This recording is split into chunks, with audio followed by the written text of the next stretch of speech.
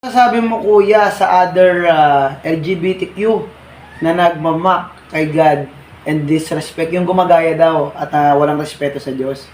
Ano yung pinabayaan na ng Panginoon yan? Ken. At tingnan natin dito sa Revelation chapter 21 verse 8. Yan kasi mga taong yan ay mayroon yan na evil spirit. Kasi hindi talaga yan ang nilikha ng Diyos. Wala pong nilikha ng Diyos na tumboy at bakla. Wala po.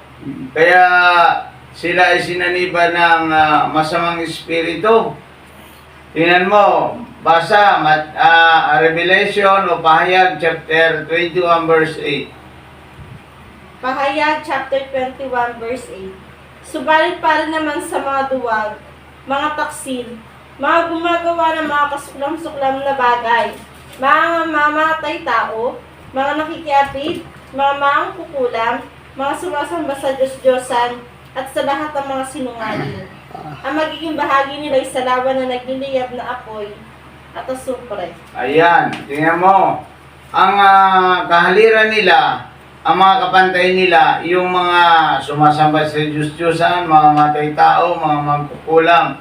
Ang tumboy at bakla, yan ang binabanggit dito. Nagpasasa sa kasuklam-suklam na kahalayan.